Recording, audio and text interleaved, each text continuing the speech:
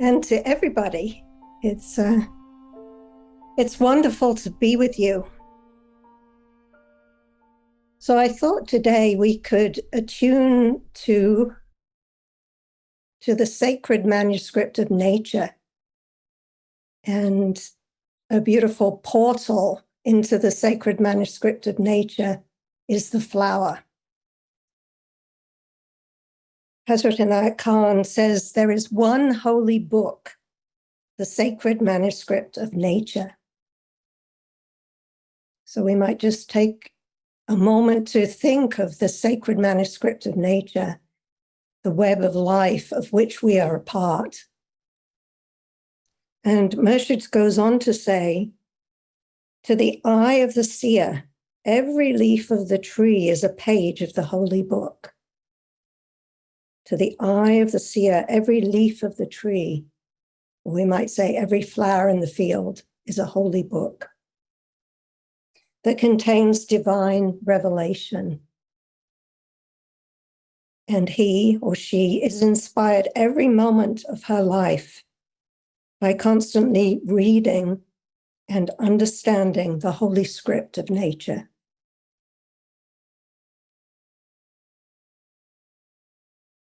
So in the video we just watched, there was a quote from Murshid, which we might have read as poetry. He said, "I see thy mystery hidden, beloved, under the petals of the flower."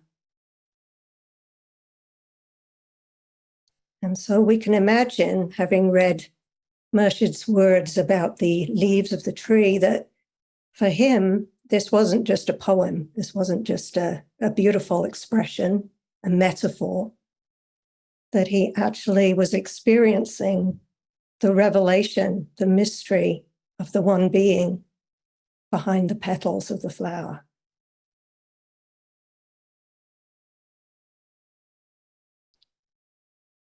I was in my garden yesterday, and I've been watching this volunteer plant that came up in my raised garden bed. And it was something I didn't recognize at first. And then it was one of those things that grew double in size every day. And I fairly rapidly realized it was a squash plant, although I have no idea what sort of squash it is. It has those big heart-shaped leaves and prickly, wide, prickly stems. And I've been watching it because it's a mystery what it's going to turn into, what fruit it's going to produce. And yesterday I went out and the flowers had bloomed for the first time, these huge golden trumpet flowers on the squash plant, and you've probably seen those. And as I was watching, this big bumblebee sort of trundled inside the heart of this trumpet flower and rolled around as if she was in ecstasy inside the trumpet of the flower. So I think in order to really appreciate flowers fully, perhaps we have to get into the consciousness and see through the eyes of the bee. And if we do that, we realize that what we see when we look at a flower is not what the bee sees when she looks at the flower. The bee looks at the flower and she sees not only the color, but also the pattern, the intricate pattern in ultraviolet light that she is able to sense beyond our own visual field. And not only that, but the bee, when she looks at the flower, she sees the electromagnetic field of that flower. The actual electromagnetic waves form a pattern which is unique for each flower. You imagine that degree of sensitivity to be able to see the electromagnetic field of a flower. And as she flies towards the flower, the earth and the flowers are negatively charged. And as the bee flies through the air, she becomes positively charged. And as she approaches the flower, sometimes the pollen of the flower will be physically attracted up to her body before she even lands. There are photographs that we can see where the pollen is actually flying through the air towards the bee. How beautiful is that?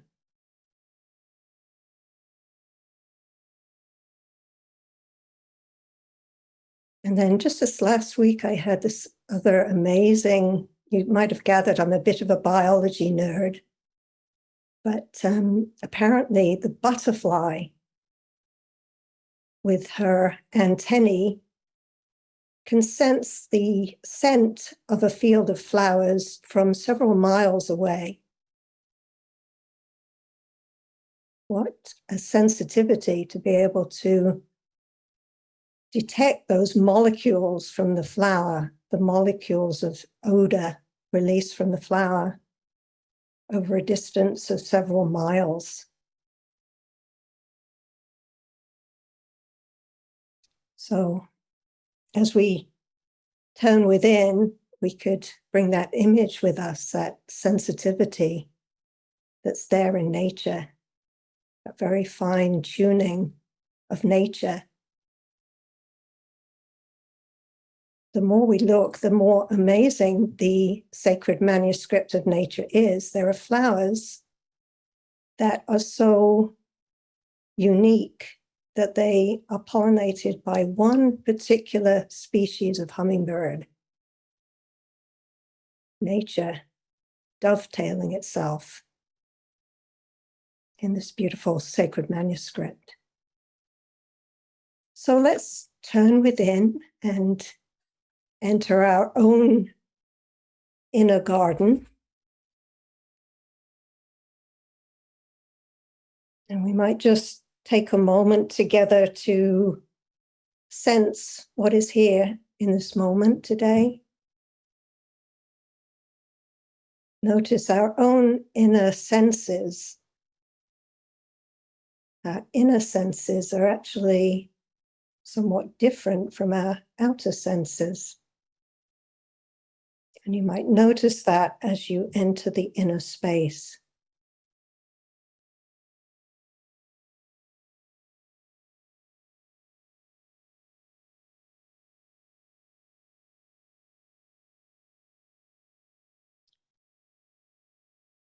We might see where we might find the inner nectar and how we might detect it. And that inner nectar is a special nectar probably for each one of us. That which we're seeking in this moment. We might be seeking for a sense of solace, to really get in touch with the peace behind the breath, the stillness behind the movement of the breath.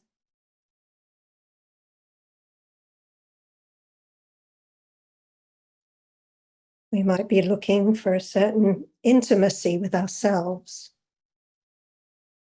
Sometimes in the course of our daily life, we sort of lose track of ourselves.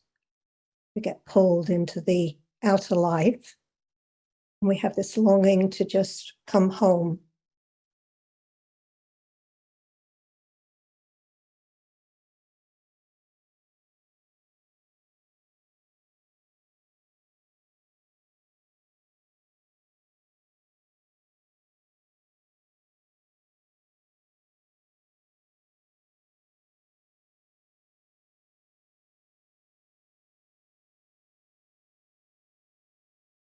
We might be longing for an intimacy with the sacred.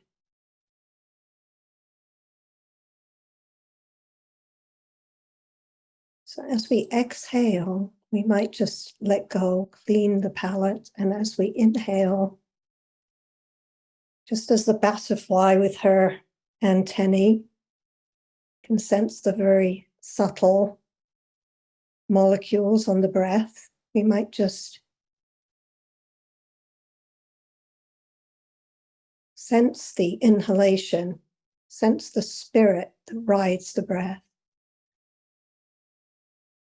and allow ourselves to be filled with that perfume, with that atmosphere, that sacred atmosphere.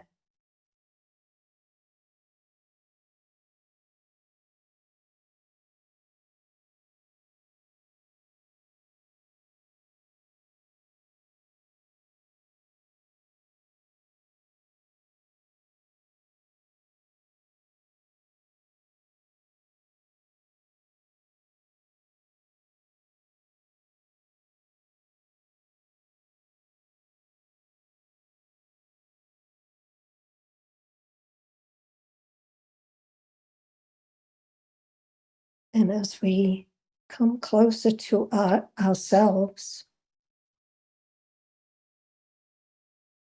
the place that we move towards is always the heart center. The Sufi path is the path of the heart.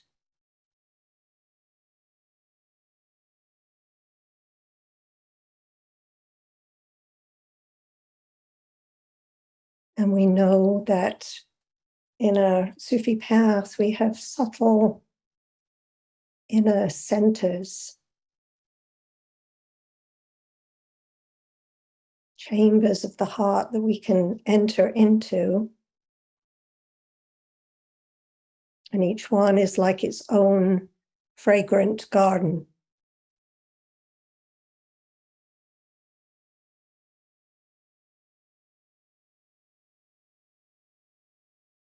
So we might just gently bring our attention towards the left side of the chest.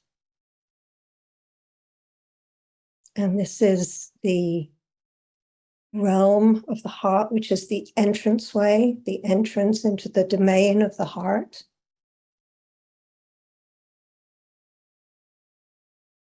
The Japanese at the Shinto temples have something called a torii gate. You might have seen that, seen depictions of a torii gate. And it's the entrance to the temple. It's the place that marks out the movement from the outer life into the inner, from the everyday to the sacred. So you might imagine that you have a torii gate,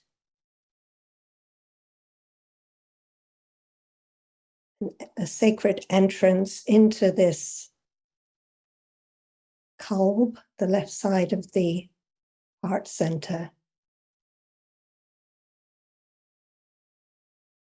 Just see if an image comes to you of a sacred entrance, and beyond that entrance, the realm of the kalb, which is the realm of red,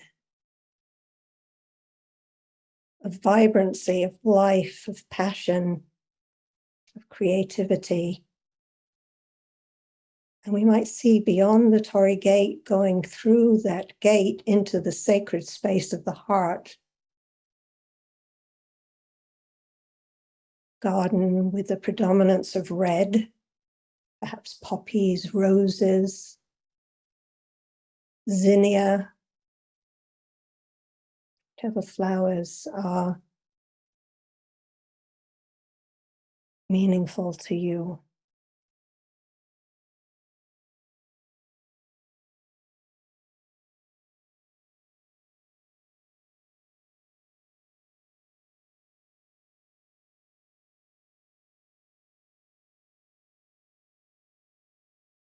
Feel the vibrancy and life, the vitality in this garden.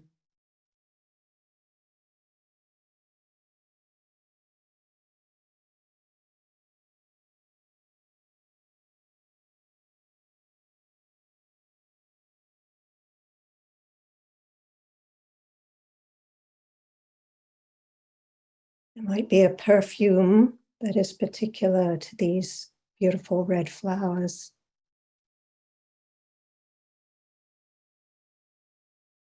For some of us, we may be visual, but we may also hear the bird song, bees.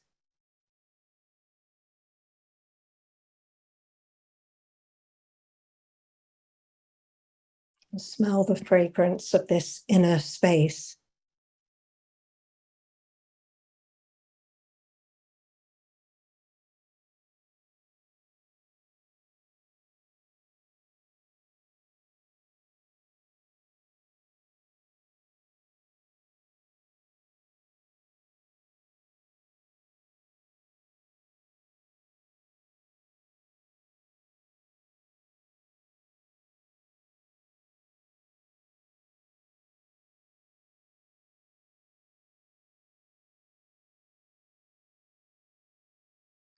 As you're ready, we could just let go of that particular image and move into the right side of the chest, just focusing our breath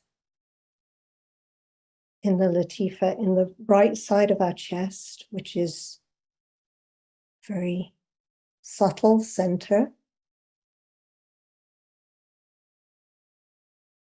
And here we might move into a beautiful moon garden.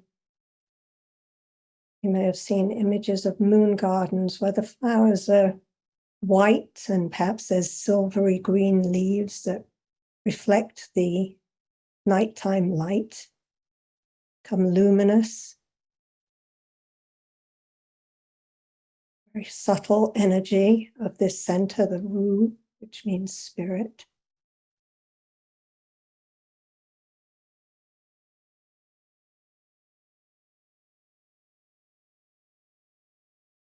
So you could just take some moments to explore the moon garden, noticing the quality of the light as it reflects off the whiteness of the flowers.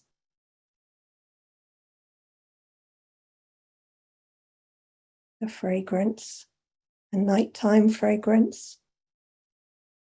Sometimes fragrance is stronger at night.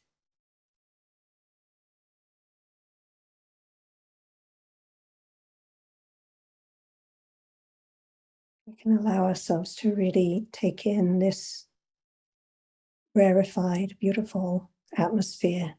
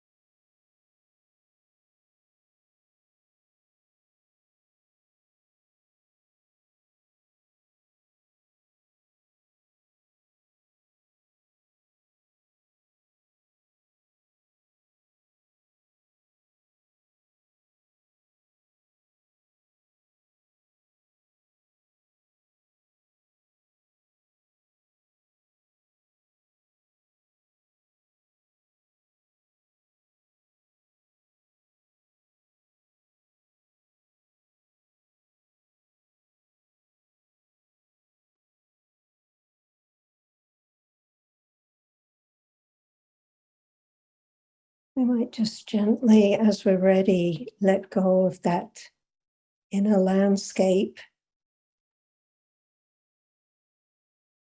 and gently shift into the center of the chest, just centering our breath in the very center of the breath.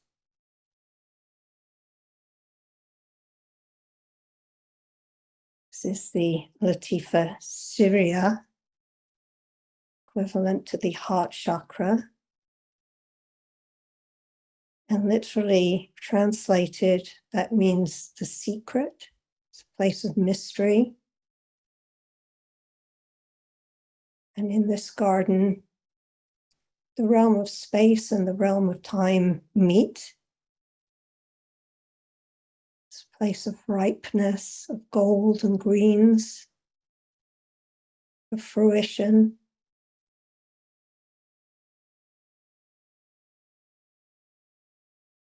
So we might take some time to just explore this realm of fertility, abundance.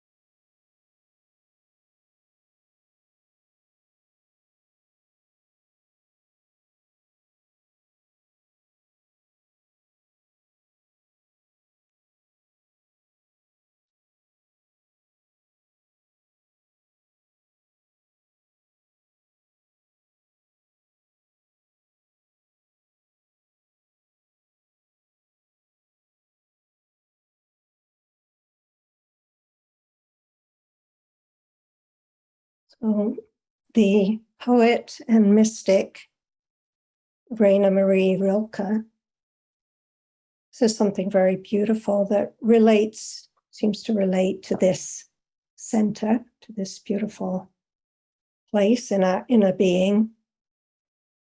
Rilke says, "It is our task to imprint this temporary, perishable earth into ourselves so deeply, so painfully, and passionately that its essence can rise again invisible inside us." I'm just going to read that again because it is so powerful.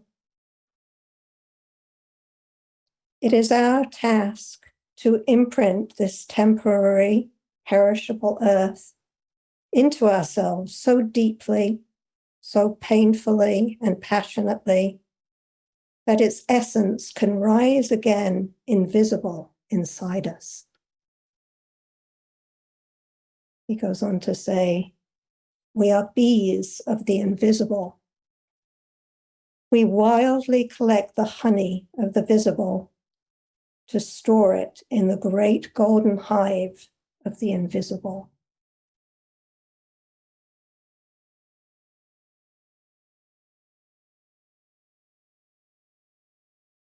We are bees of the invisible. We wildly collect the honey of the visible to store it in the great golden hive of the invisible.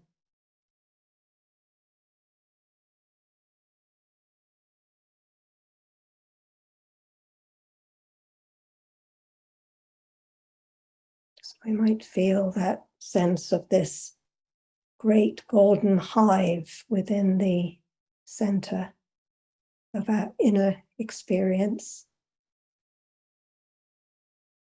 The nectar and pollen that we've collected in our life that has accrued to us.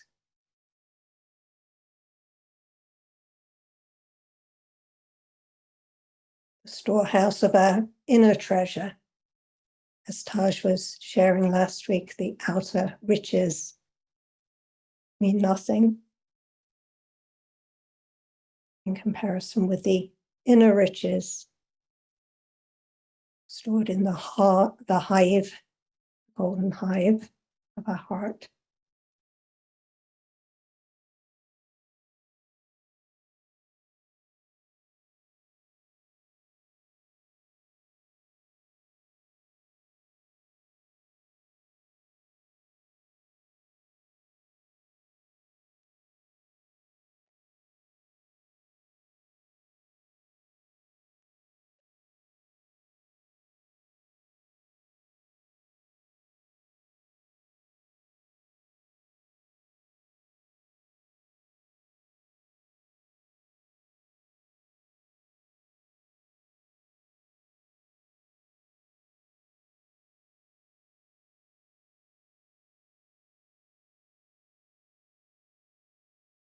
So as we stay in this inner space for a little longer, I want to share a poem by Mary Oliver. I don't think it's possible to attune to flowers without thinking of her. And this is a poem from her book titled Blue Iris, collection of poems and essays. And it's probably familiar to many of you. It's a poem called Peonies.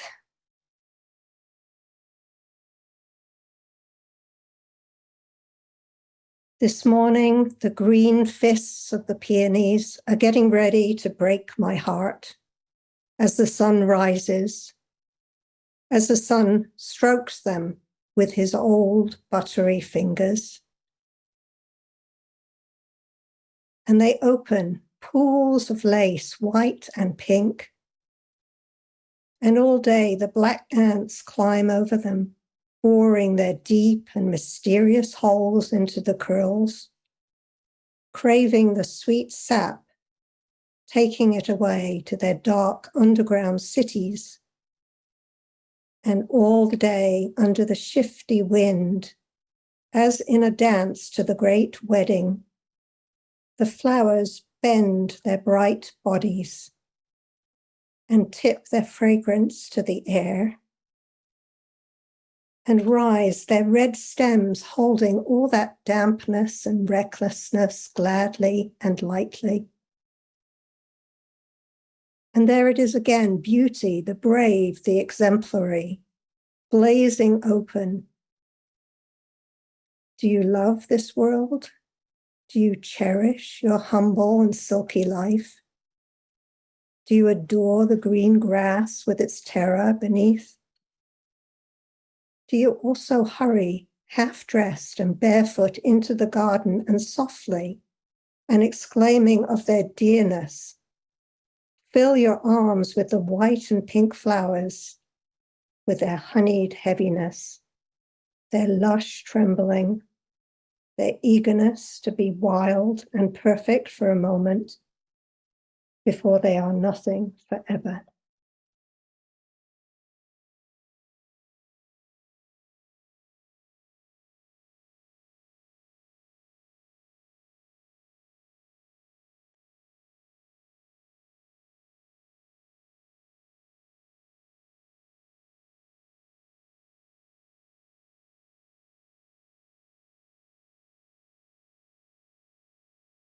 So let's now feel ourselves very firmly in our chair, feeling the contact between our physical body and the body of the earth.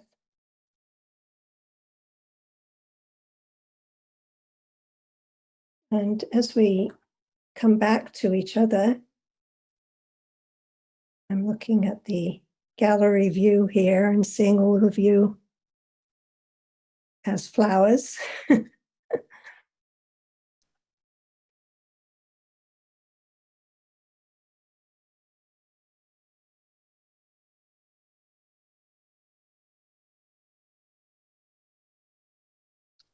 And we're coming to the end of our time together, and I thought we could just share a piece of music by Lisa Gerard. I hadn't realized for the longest time I would try and understand what she was singing. And then I looked her up and realized that she's made up her own language. No wonder it sounds mysterious. So we can listen to that music until next week.